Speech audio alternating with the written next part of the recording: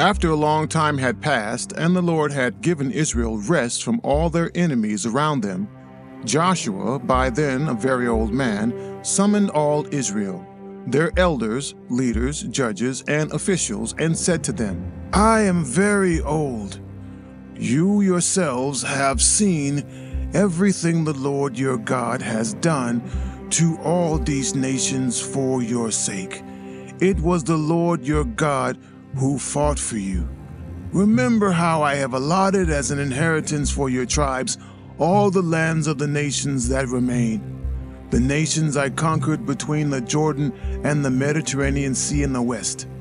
The Lord your God himself will push them out for your sake.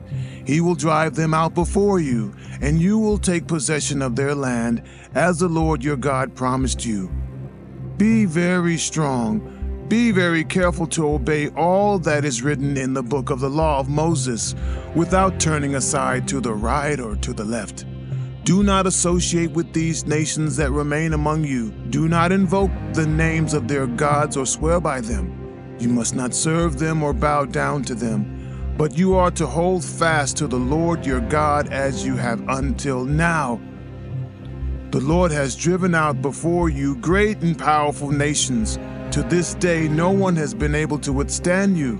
One of you routs 1,000, because the Lord your God fights for you, just as he promised. So be very careful to love the Lord your God. But if you turn away and ally yourselves with the survivors of these nations that remain among you, and if you intermarry with them and associate with them, then you may be sure that the Lord your God will no longer drive out these nations before you. Instead, they will become snares and traps to you, whips on your backs and thorns in your eyes, until you perish from this good land which the Lord your God has given you.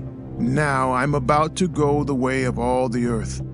You know with all your heart and soul that not one of all the good promises the Lord your God gave you has failed.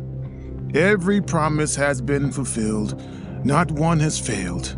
But just as all the good things the Lord your God has promised you have come to you, so he will bring on you all the evil things he has threatened, until the Lord your God has destroyed you from the good land he's given you.